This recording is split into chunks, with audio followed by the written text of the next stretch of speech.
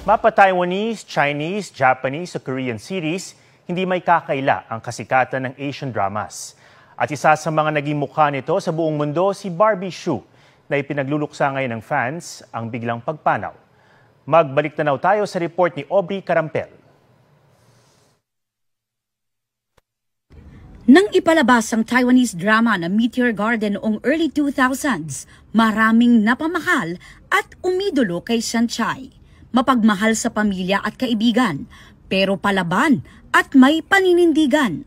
Kaya kahit pumasok sa paaralan ng mayayaman, hindi na tinag sa pambubuli ng kinatatakutang F4 ni Dao Mingsu, Ximen, Meizuo at Wat Zhelei.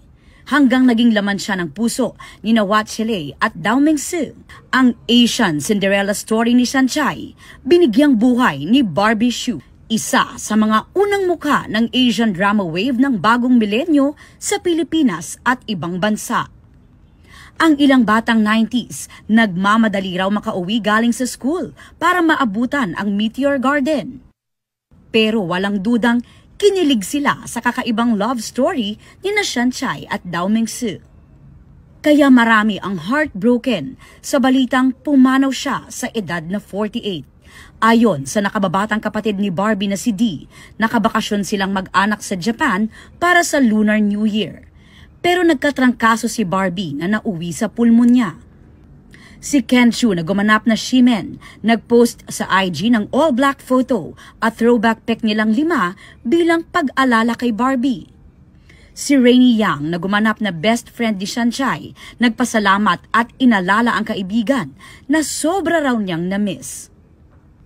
Nagbigay pugay rin ang comic artist at National Book Award finalist na si Alan Jeffrey Bacar kay Barbie na may caption na "Rest in peace Barbie Hsu, our forever Sanchay." Vegetarian si Barbie Hsu at supporter ng PETA o People for the Ethical Treatment of Animals. Heartbroken daw ang animal rights group sa pagkawala ng isa sa kauna-unahang biggest star na sumuporta sa kanila.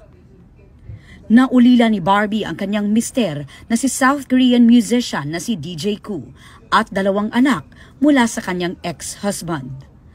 Aubrey Carampel nagbabalita para sa GMA Integrated News. Huwag magpahuli sa mga